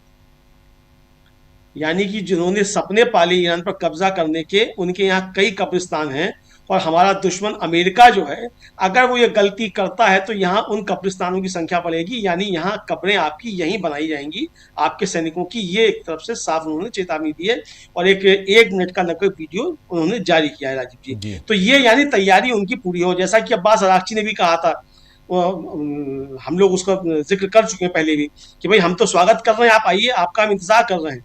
और वहां की सेना खुले तौर पे कह रही कि आइए, आपसे अब जंग हो ही जाए, मालूम पड़ जाए कि जंग होती क्या है, क्योंकि अभी तक आप आसमान से बसते थे। लेकिन राजीव जी, जो कहा जा रहा था कि उसका एयर डिफेंस सिस्टम जो है ईरान के पास अपना नहीं है और कमजोर है और केवल मिसाइलें हैं, लेकिन उसने ये भी बता दिया कि उसका एयर डिफेंस सिस्टम भी मजबूत है, और साथ में उसकी क्षमता जो है वो आसमान में मार करने की वो भी मजबूत है। क्योंकि उसने जो F-35 मार के गिराया है राजीव जी, वो उसने अपनी सीमा में मार के गिराया है, यानी जो उसकी ईरान की सीमा है, यानी आप गए थे वहां उस पर हमला करने के लिए, उसने मार गिराया है। तो उसने ये भी बता दिया है कि हम आपके, जिन पर आपको नाज है, F-16 और F-15, F-18 और F-35 और F-18, उनको हम मार के गिरा सकते हैं। इनके जो युद्धपोत थे उनको उसने तबाह कर ही दिया। 16 युद्धपोतों पे उसने उसने हमले किए हैं, ये आया है। अमेरिका खुद स्वीकार कर चुका है कि उसके 5 जो फ्यूल टैंकर थे वो उसमें तबाह हुए, और 16 उसके जहाज़ों को पोत जो है उनको नुकसान पहुंचा है। इधर राजीव जी, जो हॉर्मुज स्ट्रेट को लेकर बात चल रही है, एक जो ट्रैक संस्था जो ट्रैक करती है कि कौन सा जहाज खड़ा हुआ है, उसने बताया है कि हॉर्मुज स्ट्रेट से जब से जंग शुरू हुई है, इन 25-26 दिनों में केवल 12 जहाज जो है वो सुरक्षित वहां से निकले हैं, और 686 जहाज अभी भी उस पार खड़े हुए हैं, और वो वहां से हिल नहीं रहे। 686 जहाज, एक आध नहीं, 686 जहाज लदे हुए खड़े हैं, वो सब वहां इंतजार कर रहे हैं कि कोई रास्ता मिले। लंबा रास्ता अपनाना नहीं चाहते, क्योंकि उन्हें खतरा है कि अगर लंबा रास्ता अपनाएंगे तो ये लंबे रास्ते पे भी मार कर सकता है, इसलिए निकलना इधर से ही है। तो जब इधर सब चीज ठीक हो जाए तब इधर से निकलेंगे। तो ये खतरे जो है वो साफ तौर पर नजर आ रहे हैं। इधर आज जिस तरीके से ईरान ने ताबड़तोड़ हमले इजराइल पर किए, सूचना देकर किए, और उसके बाद इजराइल ने स्वीकार किया कि उसके नागरिकों की क्षति हुई है, सैनिकों की क्षति हुई है। हिजबुल्लाह ने जो रॉकेट दागे हैं उससे उसके सैन्य कमान को नुकसान हुआ है, ये इजराइल अब स्वीकार कर रहा है राजीव जी। तो यानी नुकसान को अब स्वीकार करना शुरू कर दिया है। लेकिन समस्या यही है कि हार को अपनी हार कहे कैसे, और ईरान ये मौका भी नहीं दे रहा है कि आप अपनी हार को जीत कहकर निकल जाए। वरना ट्रंप साहब तो कह चुके थे कि हम तो जीत चुके हैं, तो हम निकल जाएं। तो लेकिन वो ईरान ये कह देता है कि नहीं, आप ये कहकर निकल नहीं जाएंगे कि जीत आपकी हो गई है, शर्तें हमारी माननी पड़ेंगी। तो इसलिए मुझे लगता है कि संकट अभी बढ़ेगा और ये और एस्केलेट, राजीव जी, जंग हो सकती है, ऐसा समझ में आता है मुझे। जी, ये जंग और एस्केलेट हो सकती है। आते हैं प्रशांत जी आपके पास। प्रशांत जी, इस जंग में जब शर्तें हैं, ईरान की शर्त जो साफ साफ की 5 शर्तें आपने देख ली, और उन शर्तों को अगर नहीं मानेंगे तो ये जंग आगे हम बढ़ाएंगे, यानी हम पीछे हटने को तैयार नहीं हैं। इजराइल जो कर रहा है वो टारगेटेड किलिंग कर रहा है, जिसके बारे में बता रहे थे शकील जी भी, बिल्कुल चुन चुन के मार रहे हैं, वो टॉप लीडरशिप को ख़त्म कर रहे हैं, और ईरान नई लीडरशिप खड़ा कर दे रहा है, ये भी हम देख रहे हैं। ईरान में कहीं भी इसको लेकर एक जो दुख का आलम होना चाहिए और उसमें हाथ पर हाथ धरे बैठ जाएं, ये दिखाई नहीं दे रहा है। और ज़्यादा यहाँ पर ईरान जो है वो पलटवार कर रहा है। इन सब को अमेरिका के लिहाज से और इजराइल के लिहाज से अगर देखा जाए तो कहाँ आप पाते हैं अभी आज के दौर में ईरान को? बड़ी खबर ईरान से आ रही है, तो हार्मोज के बारे में वो मैं बताऊंगा, जी, लेकिन उसके पहले जो सवाल आपका है, सवाल ये है कि ईरान की लीडरशिप पे हमला हो रहा है, लीडरशिप मारी जा रही है, नई लीडरशिप आ रही है। ये जो फर्स्ट वर्ल्ड वॉर के दौरान इसमें बड़ा काम हुआ है कि ये जो एनाटॉमी ऑफ करेज है, ये है क्या, ये जो बहादुरी का जज्बा है, ये समाज में कहाँ से आता है। तो ये जो अमेरिका की और इजराइल की स्ट्रेटेजी है कि उनकी लीडरशिप को खत्म करो, वो तो हम देख रहे हैं, उनके सुप्रीम लीडर को आपने मार दिया, उनके आर्मी कमांडर्स को आपने मार दिया, उसके बाद भी ईरान लड़ रहा है। और ईरान एक बार भी, अगर ईरान के बयानों को आप गौर से देखिएगा, एक बार भी वो विक्टिम कार्ड नहीं खेल रहा है कि अरे मेरे लोगों को मार दिया, अरे ये क्या कर दिया, हम तो छोटे देश हैं, हमारी आर्मी छोटी है ना, वो इस चक्कर में बिल्कुल नहीं है। वो कह रहे हैं कि हमारे दुश्मन है, हम बदला लेंगे। तो ये जो उनकी जो करेज है, उसको अमेरिका और इजराइल और तमाम सारे जो बुद्धिजीवी हैं वो भी समझ नहीं पा रहे हैं उस बात को, उसकी स्ट्रेंथ कहाँ पे है, एक बात। दूसरी बात, जो बड़ी खबर राजीव जी आ रही है कि ईरान की पार्लियामेंट एक बिल पे विचार कर रही है, और वो बिल हार्मोज के ट्रैफिक को रेगुलेट करना, हार्मोज के ट्रैफिक की फीस लेना, हार्मोज को लेकर उसकी ईरान की जो मिल्कियत है, जो सॉवरेनिटी है, उसको क्लेम करना। इस पे ईरान की संसद कानून बनाने की सोच रही है, और एक बार उसका कानून ये बन गया, उसके बाद ट्रंप खुद एक जो वर्ल्ड ऑर्डर है यूनाइटेड नेशंस का या तमाम मल्टीलैटरल ऑर्गेनाइजेशंस का, उसको तो ट्रंप खुद खत्म कर चुके हैं। तब तो जिसकी लाठी उसकी भैंस है, तो हो सकता है कि ईरान के बाकी हिस्सों में लाठी इजराइल की और अमेरिका की चल जाए, हार्मोज पे तो लाठी ईरान की बड़ी है। अब आप सोचिए कि हार्मोज, ये ट्रंप और नेतन्याहू ने क्या किया।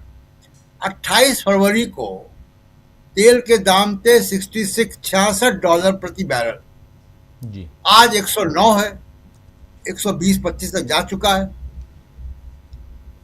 ये दिया ट्रंप ने, और पूरी दुनिया में क्राइसिस है। भारत में एलपीजी की लाइनें लगी हुई हैं, मुख्यमंत्रियों से बात कर रहे हैं प्रधानमंत्री क्राइसिस को लेकर, फ्यूल की। तो ये अब, और हार्मोज एक शांतिपूर्ण रास्ता था, कभी सुना वहां पे कि शिप रोके गए, कोई ऑयल टैंकर रोका गया, नहीं रोका गया। आज की तारीख में चाइना, रशिया और 4 शिप इंडिया के, चाइना रशिया के लगातार चल रहे हैं, 4 शिप इंडिया के वहां से क्रॉस हुए हैं। तो हार्मोज पे कंट्रोल पूरा ईरान का है, और ईरान अब इसको फॉर्मलाइज कर रहा है, और एक बार वो कानून पास करेगा तब वो टेबल पे आके बात करेगा। दूसरी ईरान की स्ट्रेटजी ये है, जो अभी तक मुझे समझ में आ रही है, जो उसकी इंगेजमेंट है, जो उसके बयान है पिछले 2 दिन के, जब से पाकिस्तान में बातचीत का सिलसिला चालू हुआ, उसकी खबरें आई। ईरान इजराइल और अमेरिका को अलग करना चाहता है, वो चाहता है कि अपने डोमेस्टिक प्रेशर,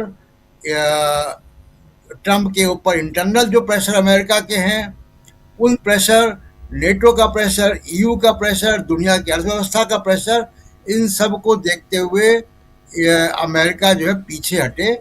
इजराइल से तो वो अकेले निपट लेंगे, तो वो लॉक ये करना चाहता है कि दोबारा ऐसी सिचुएशन होगी तो अमेरिका इतनी आसानी से इजराइल के साथ ना आए। तो जो इजरायली लॉबी है अमेरिका के अंदर, वो उसको लेकर इंगेजमेंट है, तमाम तरीके के इंगेजमेंट उनके चल रहे हैं ट्रैक 2। तो ये एक स्ट्रेटजी पे काम कर रहा है। तीसरी बड़ी कामयाब स्ट्रेटजी जिसकी चर्चा अभी आप अमरिंदु जी भी कर रहे थे, अब वो हिजबुल्लाह के रॉकेट और IRGC के मिसाइल, इनकी टाइमिंग मैच की जा रही है। ये कोऑर्डिनेटेड टाइमिंग हो रही है आयरन डोम या एंटी मिसाइल सिस्टम को डॉज करने के लिए। तो एक बार जब रॉकेट जाते हैं और वो एंटी मिसाइल सिस्टम या एयर डिफेंस उसको रिस्पॉन्ड करता है, उसके बाद दोबारा मिसाइल जाते हैं, फिर वो रिस्पॉन्ड करता है। उन दो के बीच में एक इंटरवल का टाइम है जी, और उस इंटरवल के टाइम में तीसरी मिसाइल जो है वो पेनिट्रेट करती है। तो हिजबुल्लाह और IRGC के रॉकेट और मिसाइल के लॉन्चिंग में टाइमिंग का कोऑर्डिनेशन है इनके एयर डिफेंस को डॉज करने के लिए। इसलिए ईरान कामयाब हो रहा है इजराइल के अंदर गहराई में जाके अटैक करने के। जिस दिन वो सेंसरशिप हटेगी तो हम लोगों को मालूम पड़ेगा कि कितना बड़ा डैमेज इजराइल के अंदर हो चुका है। लेकिन ईरान की पार्लियामेंट जिस बिल पे कंसीडर कर रही है वो बड़ा कदम है, और वो एक पूरी दुनिया की डिप्लोमेसी में एक जिसको कहे कि एक नए वर्ल्ड ऑर्डर का जन्म हो रहा है। जी राजीव जी बिल्कुल, नए वर्ल्ड ऑर्डर का जन्म हो रहा है। यहीं से ज़रा शुरुआत करते हैं। आना चाहता हूं डॉक्टर राकेश पाठक जी, क्या आपको भी लगता है कि इस जंग में एक नए वर्ल्ड ऑर्डर का यहाँ उसका निर्माण हो रहा है? होगी, कितनी लंबी चलती है हम नहीं जानते, लेकिन जब भी यह खत्म होगी दुनिया में एक नया शक्ति केंद्र दिखाई देगा जिसका नाम तेहरान होगा। लेकिन मैं थोड़ा सा हॉर्मुज से आपको एक नए मोर्चे की तरफ ले जाना चाहता हूं जो पिछले 12-15 घंटे में सामने आया है। इस लड़ाई का वो इतना ही खतरनाक है जितना हॉर्मुज है। उसका नाम है बॉब अल अंदेब जल डमरू मध्य। ईरान ने धमकी दी है कि अमेरिका ने खर्ग द्वीप पर हमला किया, उस पर कब्जा करने की कोशिश की, तो ईरान इस बॉब अल अंदेब जल डमरू मध्य पर हमला करेगा। थोड़ी सी इसकी भौगोलिक स्थिति जान लें। आप कुछ कहना चाह रहे हैं राजीव जी? नहीं, आप अपनी बात रखिए जी। अच्छा, बॉब अल मंदेब, इसका अरबी में अर्थ होता है आंसुओं का द्वार, गेट ऑफ टीयर्स। ऐसा माना जाता है कि सैकड़ों हजारों साल पहले जब कभी भूकंप आया होगा तो अफ्रीका और इस तरफ के धरती के हिस्से के बीच में ये जो जगह है जहां पर बहुत तबाही हुई थी, इसलिए इस जगह का नाम बॉब अल मंदेब है, जिसको अरबी में कहते हैं आंसुओं का द्वार।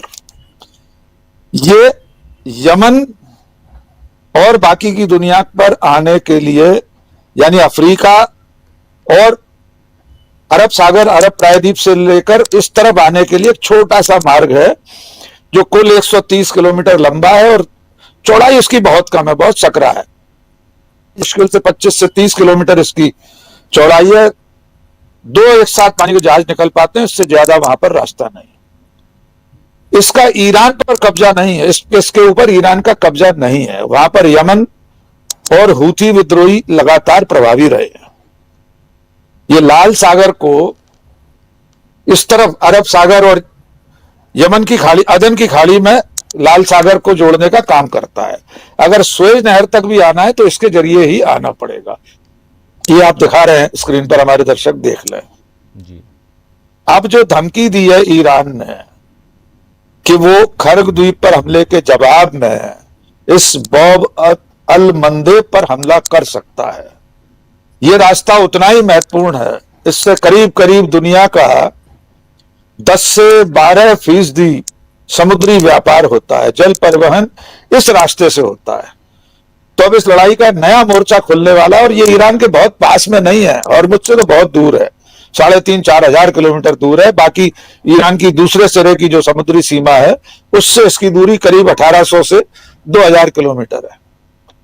लेकिन चूंकि ईरान के लिए हूथी विद्रोही खड़े हुए हैं, इसलिए अगर ईरान ने इस जल डमरू मध्य पर हमले की कोशिश की तो रही सही कसर भी पूरी हो जाएगी।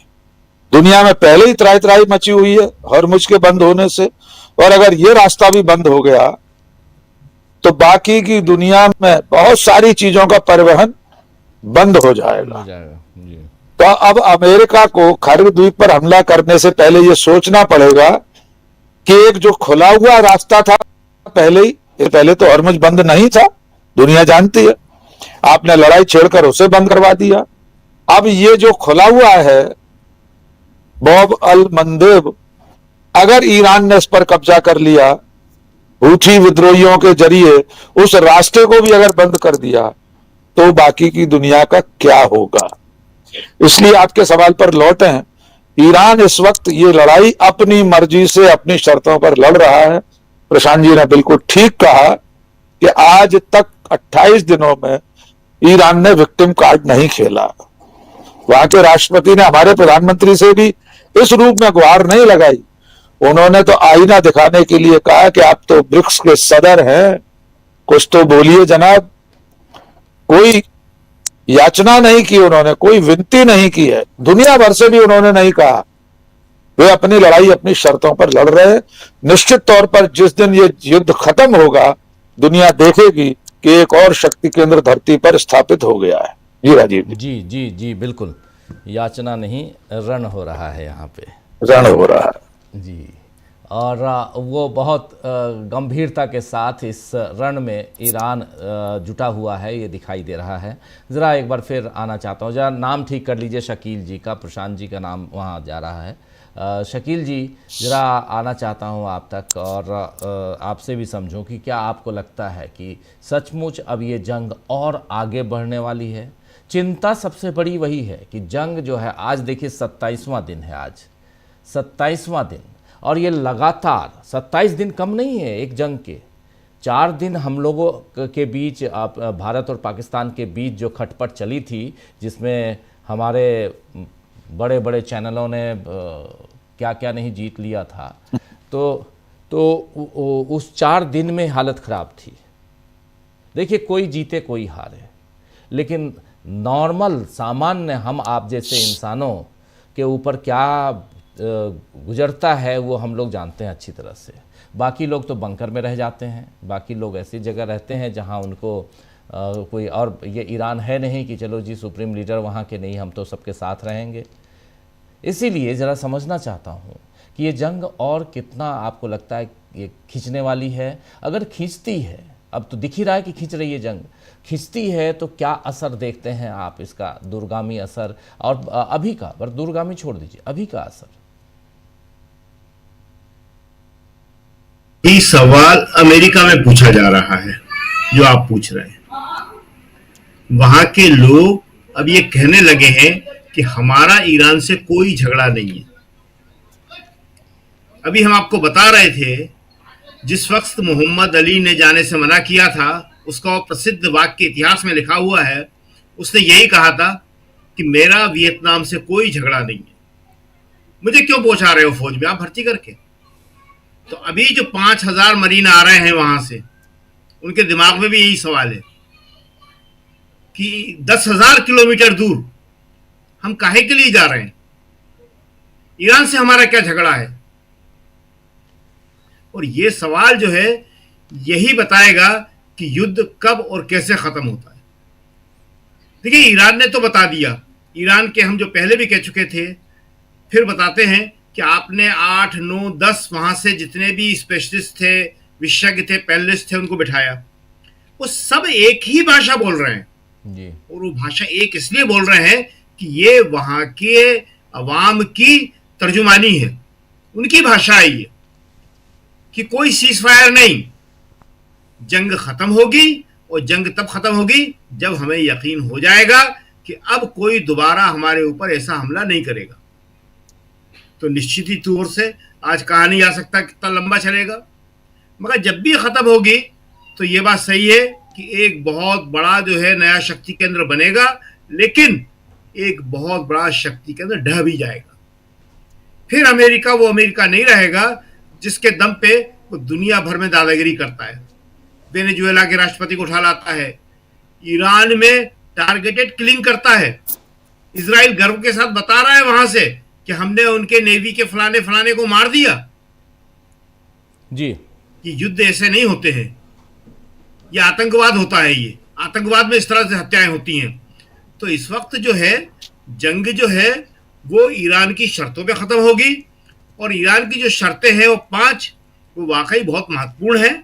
उनमें से जैसा कि हमने कहा 4 के ऊपर सबकी सहमति है, किसी को कोई इनकार नहीं है, और अगर 4 भी वो मान लेते हैं तो काफी बड़ी बात होगी, और फिर उसके बाद युद्ध खत्म हो सकता है। जी राजीव जी, डोनाल्ड ट्रंप साहब सो के जग गए हैं, उठ गए हैं, सुबह का वक्त है, उठ गए हैं और लिख दिया, और वहाँ ब्रीफिंग चल रही है।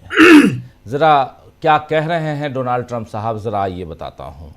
डोनाल्ड ट्रंप साहब, क्योंकि आप जानते हैं कि अपने यहाँ जब रात वहाँ दिन होता है, जब यहाँ रात होती है तो सोए, अच्छे से सोए हैं, ईरान को कोस के सोए थे कल, और फिर जग के क्या कह रहे हैं देखिए ज़रा, स्क्रीन पर ले आइए ज़रा।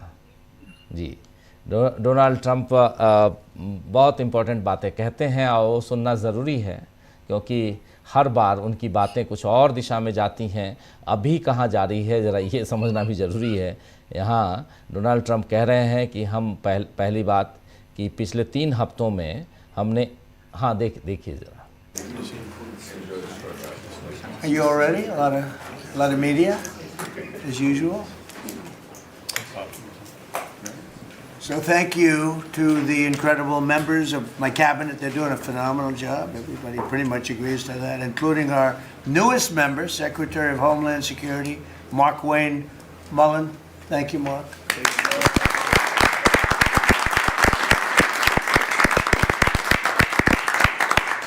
And we all know him very well, and he was a very popular senator, a very effective senator.